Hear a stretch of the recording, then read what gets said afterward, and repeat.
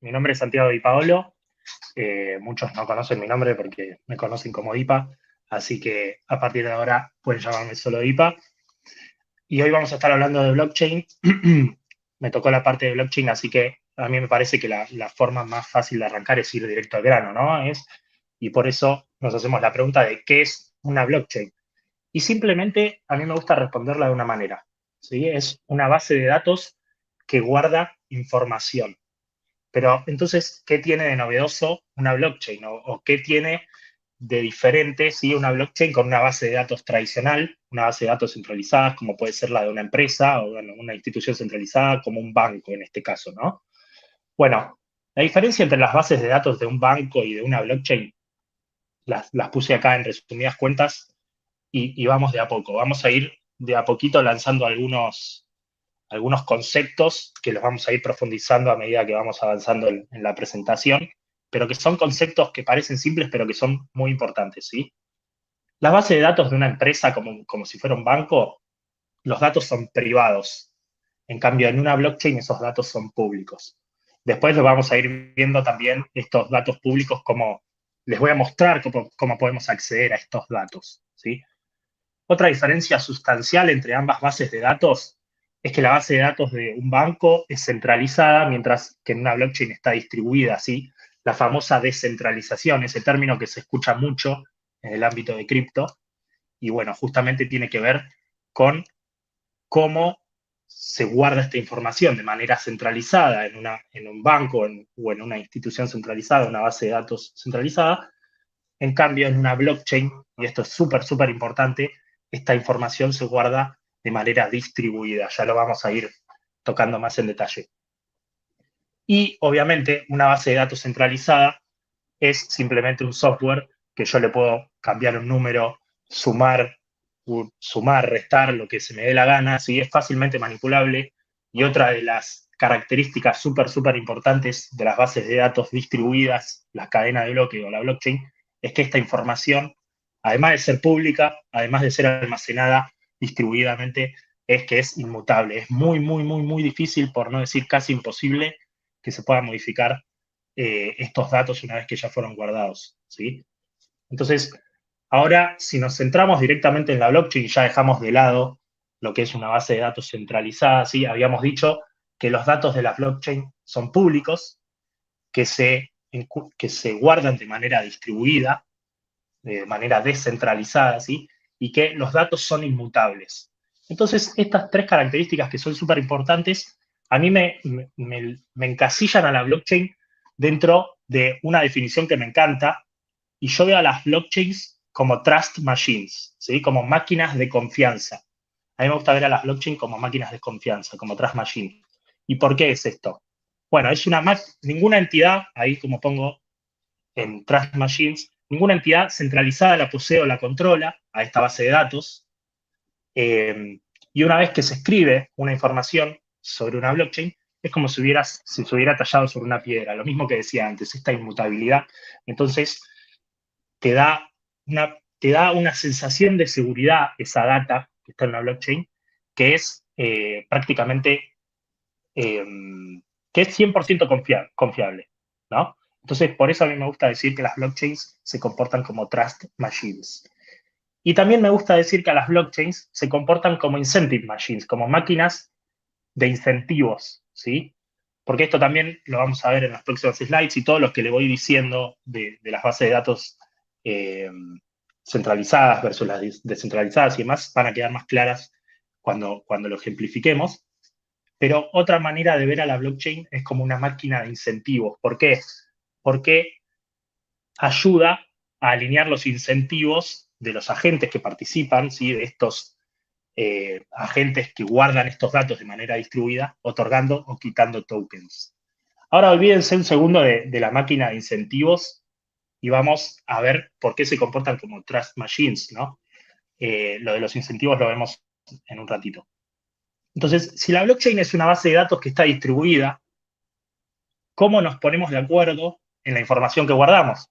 Porque si es una base de datos centralizada, bueno, es fácil, una sola persona o la cabeza de la institución de esa base de datos dice, bueno, estos son los datos que nosotros tenemos que guardar, estos son los datos que nosotros tenemos que modificar, lo que sea.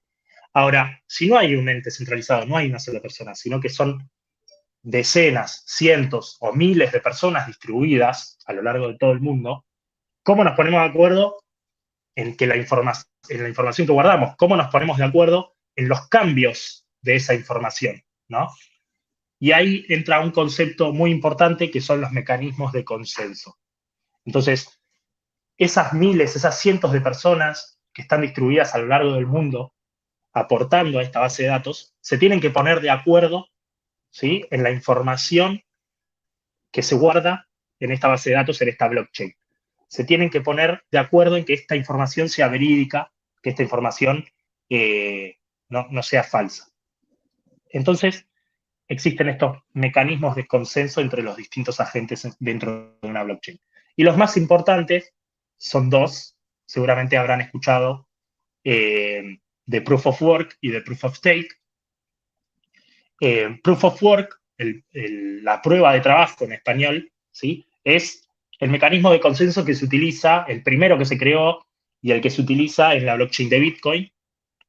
Y este es el típico de que se necesita hardware, de que se necesitan unas computadoras que gastan un montón de energía, que están haciendo procesos matemáticos, ahora lo vamos a ver los dos más en detalles. Es la prueba de trabajo, este es el Proof of Work.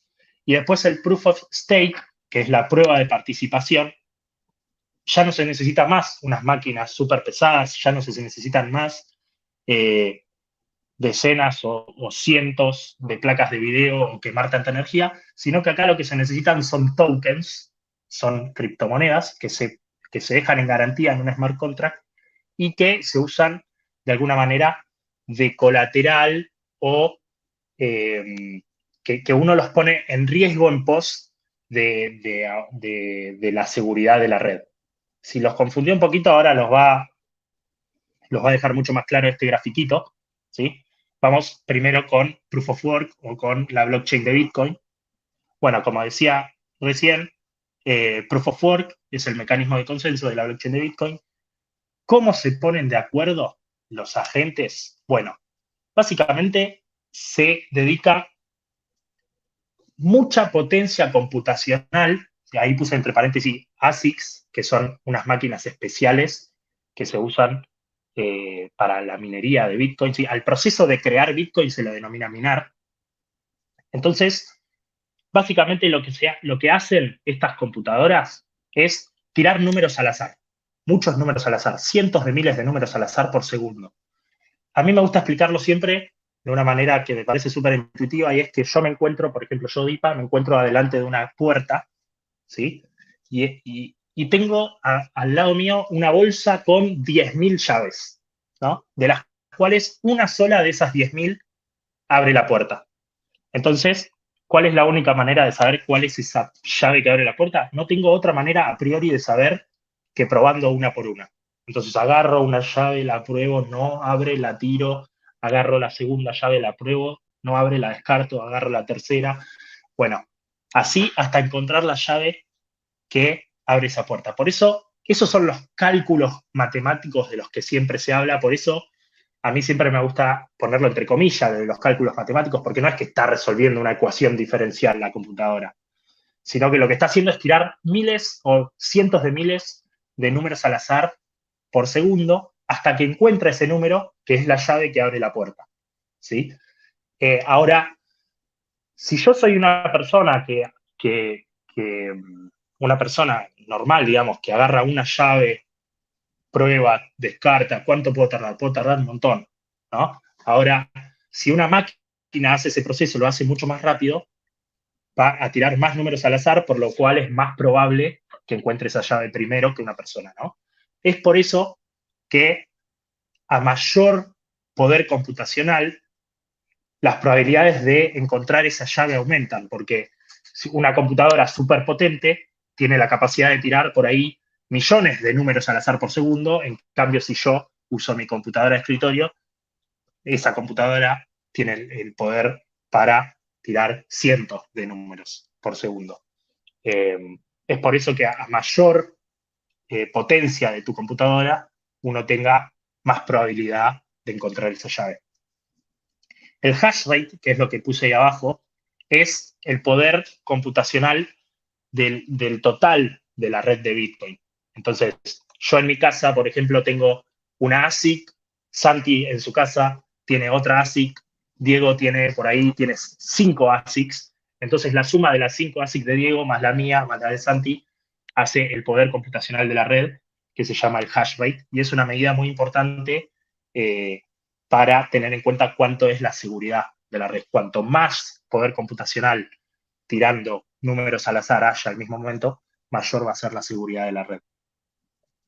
Al lado puse cada 10 minutos aproximadamente, y entre comillas, el que gana la carrera. Es básicamente lo que dije antes. El que gana la carrera de encontrar primero la llave.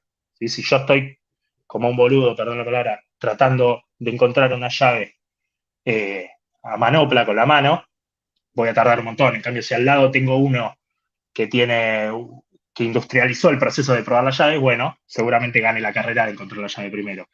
Y el cada 10 minutos aproximadamente porque eso es muy importante, los bloques de Bitcoin, ¿sí? Estos cambios de estado en la base de datos se van plasmando en promedio cada 10 minutos.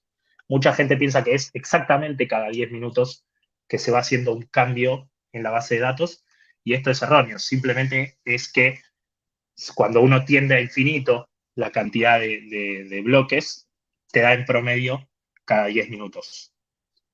Y recompensa penalidad, en el último ítem, cuáles son los incentivos míos, de Santi, de Diego o de las personas distribuidas a lo largo del mundo de gastar plata en hardware, en ASICs, de gastar plata en electricidad, si no tengo ninguna retribución. No existe eso. Entonces, se los recompensa a los que aportan seguridad a la red, a los que aportan hash rate, con cierta cantidad de Bitcoin cada vez que se hace un cambio de estado en la blockchain. ¿Sí? Estos cambios de estado, cada vez que se hace un cambio de estado, se denomina o se escucha o se dice que es que se mina un bloque. Cada vez que se mina un bloque es que cambia el estado de la base de datos. Y cada vez que pasa eso, a la persona o al minero que encontró la llave que les comentaba anteriormente, se lo recompensa con cierta cantidad de bitcoins. En este momento, seguramente lo vieron en la clase anterior, en este momento están en 6.25 bitcoins, empezó siendo 50, después bajó a 25, después a 12,5 y ahora en 6.25. Y esto es un poco lo que decía anteriormente de las incentive machines, ¿no? Que las blockchains ayudan a alinear los incentivos otorgando o quitando tokens, ¿no? Entonces, de esta manera, al recompensar a los agentes que otorgan seguridad a la red, está alineando los incentivos para que todo marche correctamente, ¿no? Ahora, ¿qué pasa si yo soy un minero, encuentro la llave que abre la puerta, pero quiero actuar de manera maliciosa? Quiero hacer un cambio de estado en la blockchain que no pasó, ¿no? Bueno, como antes dije, otorgando o quitando tokens, acá existe una penalidad para los actores maliciosos que básicamente no se los retribuye en la red de Bitcoin, no se los retribuye con los Bitcoin que les hubiesen correspondido si actuaba de buena fe. Entonces, es un costo enorme para el minero porque se perdió de ganar 6.25 Bitcoin, que en este momento son $25.000 más o menos cada uno. Bueno, se perdió de ganar más o menos $130.000, ¿no? Es un costo de oportunidad enorme por haber actuado maliciosamente.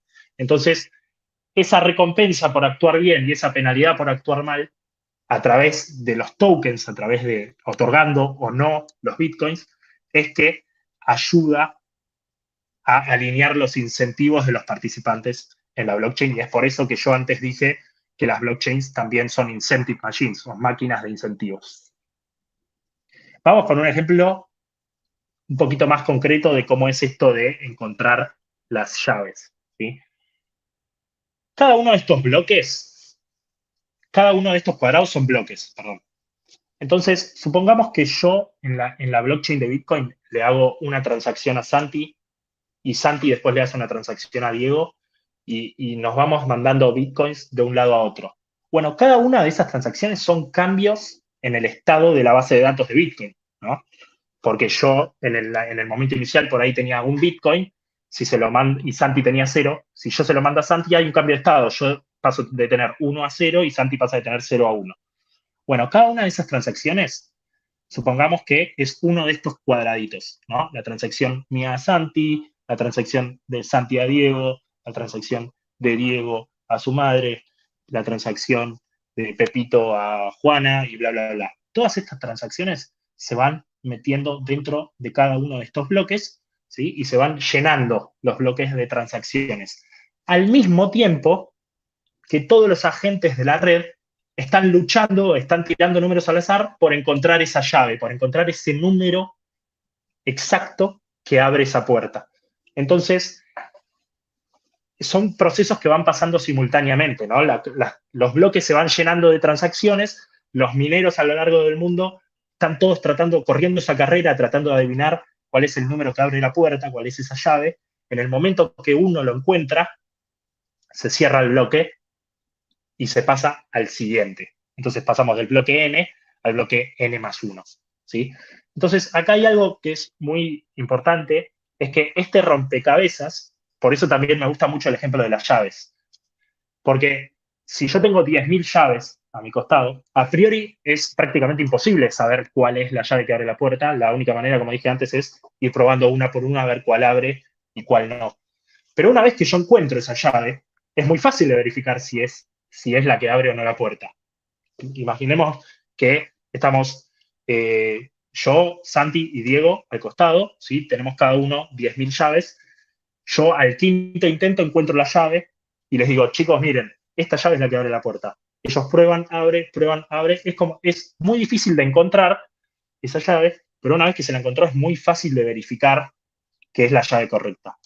Bueno, justamente ese trabajo es lo que hacen los mineros. El trabajo fuerte es encontrar la llave, pero una vez que lo encuentran, le dice a los demás, a todos los cientos o los decenas de miles distribuidos a lo largo del mundo, le dice, chicos, miren, encontré la llave, pruébenla. La prueban todos y muy fácil de verificar que esa es la llave correcta. Se dan la mano, simbólicamente, ¿no? Se dan la mano y dicen, encontraste la llave correcta, muy bien, te felicito, cerraste el bloque, pasamos al siguiente. Y después en el siguiente bloque pasa lo mismo.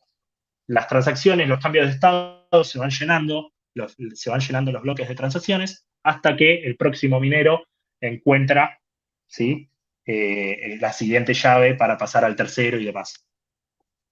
Entonces, bueno, básicamente lo que les contaba recién. Rompecabezas difícil de resolver, pero fácil de verificar. La validación consensuada y cierre de bloque es esto que les decía, que se dan la mano, le dicen muy bien, encontraste la llave, pasamos al siguiente. Y la recompensa al minero ganador es lo que comentaba anteriormente. Algo que quiero agregar, que me olvidé de escribir acá, es que, bueno, está en el dibujo, ¿no? Es una cadena de bloques, ¿sí? En el bloque n más 1 está atado al bloque n, y el bloque n más 2 está atado al n más 1, que a su vez está atado al bloque n. Entonces, esto es lo que asegura la inmutabilidad en la información que les decía anteriormente. ¿Por qué?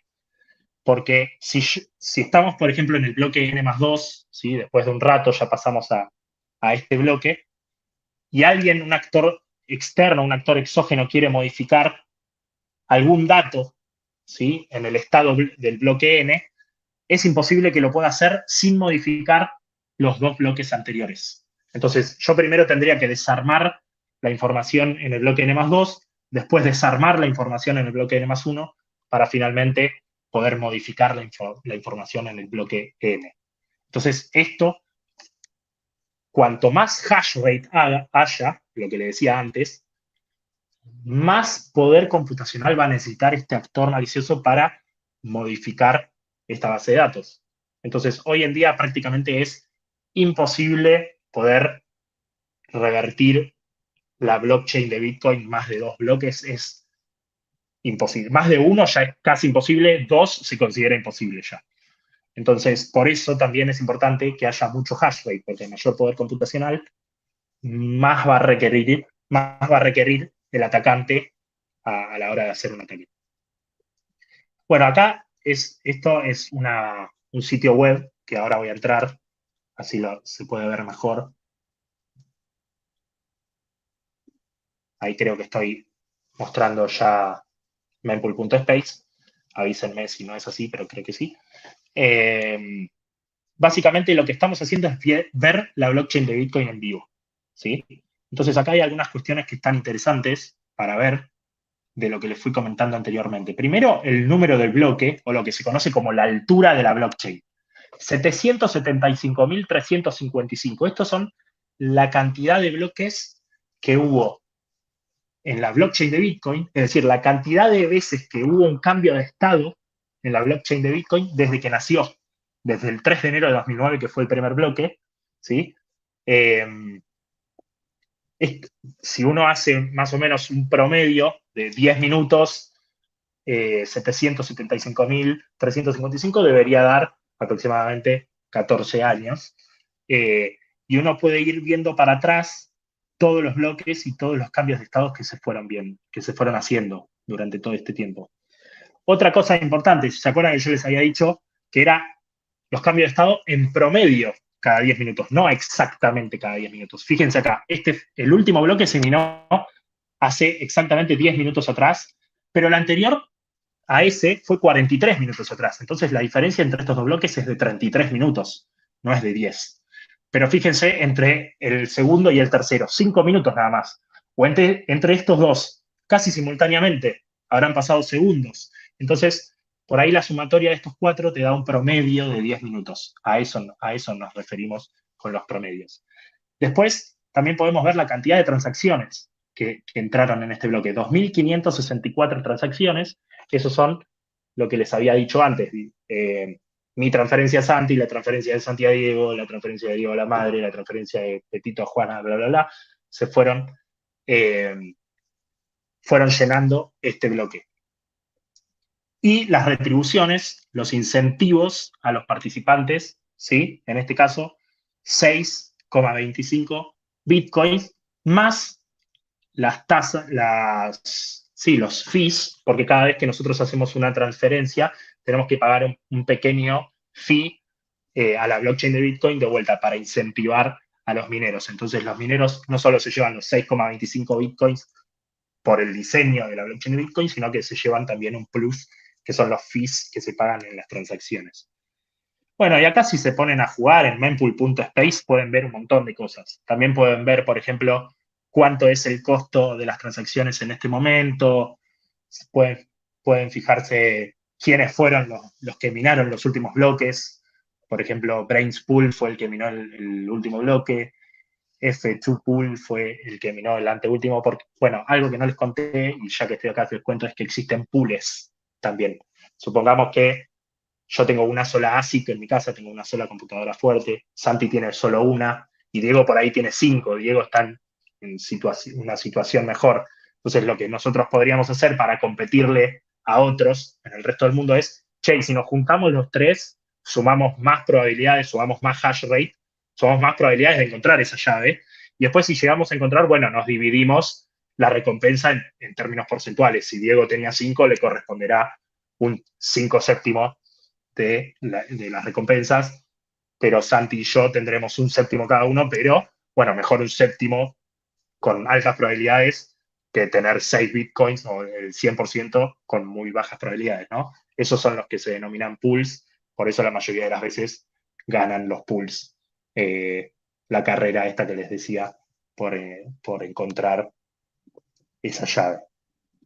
Así que volvemos a las slides y vamos a un poco ahora hablar de Proof of Stake o de la blockchain de Ethereum. Hay un montón de cosas que comparte con lo de Bitcoin, te diría la mayoría, porque ambas son bases de datos descentralizadas con estos cambios de estado, pero bueno, la manera de obtener consenso es distinta, y era lo que le comentaba antes, Proof of Work, y en este caso Proof of Stake, es el mecanismo de consenso. Bueno, como antes habíamos dicho que en Bitcoin era comprando hardware, comprando estas máquinas, estos ASICs, en este caso no tenés que comprar. Un datito un datito rápido es que no siempre fue así Ethereum, sino que este cambio de Proof of Work a Proof of Stake nació siendo Proof of Work. Este cambio de Proof of Work a Proof of Stake fue el año pasado, así que es muy reciente. Es un upgrade que se hizo. Eh, Así que nada, es el datito ese que les quería decir. No nació siendo Proof of Stake Ethereum. Pero hoy en día, ¿cómo cómo garantizan o cómo consensuan entre los distintos validadores, en este caso ya no son mineros, son validadores. Básicamente lo que hacen es dejar un capital en garantía y eso los retribuye si hacen las cosas bien o los penaliza si hacen las cosas mal. Este capital en garantía en este momento se puso el límite en 32 Ether. Así que hoy en día, si alguien quiere ser un validador, podría hacerlo si deja en garantía un mínimo de 32 Ether. Obviamente también existe unas especies de pools, como si tenés menos de 32 también podrías hacerlo participando en ciertos pools y demás. Lo mismo que en Bitcoin, pero es un poquito más complejo acá. Pero básicamente uno deja en garantía estos 32 Ether, entonces acá la recompensa sería, en el momento que un validador aporte seguridad, aporte estos cambios de estado a la red y lo haga de manera lícita, bueno, se le va a recompensar con cierta cantidad de Ether. Ahora, si en el momento que al validador le toca hacer el cambio de estado y lo hace maliciosamente, por ahí para autobeneficio propio, bueno, se va a incurrir en una penalidad que se conoce como slashing, que le va a, de alguna manera, comer o quemar una parte de su capital que dejó en garantía. Entonces, ya dejaría de tener 32 Ether, sino que, bueno, dependiendo de la gravedad, en este caso, del acto malicioso, es qué porcentaje de tu garantía te van a sacar. Entonces, bueno, uno tiene de vuelta las incentive machines. Uno está incentivado a actuar correctamente dentro de estas blockchains, porque si actúas mal, perdés plata, básicamente. Te van a slashear, te van a hacer un recorte de tu capital, entonces básicamente no te conviene hacerlo porque vas a perder plata y es bastante plata. Y otra diferencia con el Proof of Work es cómo se eligen, ¿no?, estos validadores. Yo les había dicho que en Proof of Work eran que estaban tirando números al azar y el primero que ganaba esa carrera era el encargado de validar el bloque, ¿sí?, de minar el bloque. En este caso, no hay tal carrera. Básicamente está prediseñado el algoritmo para que el validador se elija aleatoriamente. En realidad es pseudo aleatorio porque se tienen ciertos parámetros en cuenta, ciertas variables, como por ejemplo la cantidad de Ether que se tiene en garantía. Obviamente no va a tener las mismas probabilidades alguien que tiene 32 Ether de garantía que alguien que tiene 5.000 Ether de garantía, sería injusto. Entonces, hay algunas variables como esa, como también otra que es, si fuiste validador los dos bloques anteriores, bueno, restan tus probabilidades de ser el siguiente, porque si no también sería medio monopólico, pero siempre hay un factor de azar dentro de ese algoritmo. Y otra diferencia es que en Bitcoin eran aproximadamente o 10 minutos en promedio, y hoy en día en Ethereum los bloques son cada 12 segundos exacto. No es en promedio, sino que es determinístico. Y acá, de vuelta, como entré antes en Mempool Space, ahora voy a entrar en Etherscan. Antes no les comenté, pero estos lugares se llaman block scans, ¿sí? Son como escáneres de la blockchain. Entonces yo a través de estos portales, de estas páginas, puedo ver lo que está pasando en la blockchain. Puedo ver los cambios de estados en la base de datos, puedo ver todo lo que les monté antes en Mempool. Acá es más o menos lo mismo, no tenemos el dibujito de los bloques, que está bueno en Mempool Space, es intuitivo como los bloques van pasando, pero lo tenemos de otra manera. Tenemos los latex blocks. Bueno, en Ethereum tenemos 16.572.755 bloques desde la creación.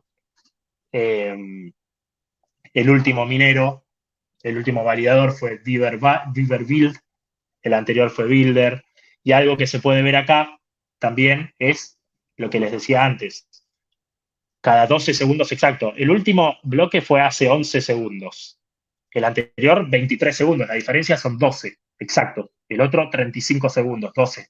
47, 12, 59, siempre es cada 12 segundos y esto es exacto.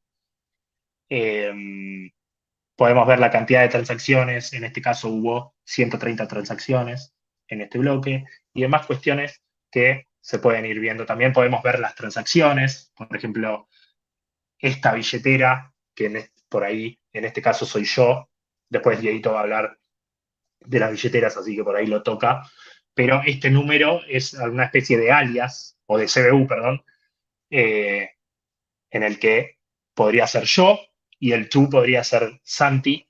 Entonces, bueno, acá también podemos ver que es público, los datos públicos es lo que le mencionaba al principio también, la blockchain tiene esos datos públicos, entonces pues, se podría ver que desde esta billetera se le mandó cierta 0.11 Ether a esta billetera. Y todas esas cosas se pueden ir viendo en estos block explorers o block scans de cada blockchain. En este caso, Bitcoin primero, después Ethereum, hay muchas blockchains más. Cada una de esas blockchains tiene su propio block explorer, donde se pueden ir viendo este tipo de información.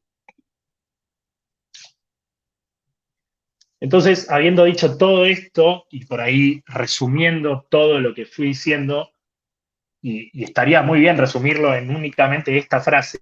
Entonces, cuando a ustedes ahora le preguntan en un asado qué es una blockchain, bueno, es simplemente una base de datos distribuida que guarda información. ¿Sí? Esto, acuérdense que sea distribuida es muy importante porque no hay una entidad que lo controla, porque nosotros acá tiramos conceptos que parecen simples, pero tienen un montón de trasfondo que sea distribuida. Nadie lo controla, la información es inmutable, los datos son públicos y demás. Entonces es una base de datos distribuida que guarda info, que guarda información, y que alinea los incentivos de los agentes en pos de la seguridad de la red. Así que espero que haya quedado medianamente claro la explicación de blockchain. A mí me pareció que por este lado, obviamente se puede encarar por muchos lados, por ahí más técnicos, pero me pareció que por este lado iba a quedar más claro.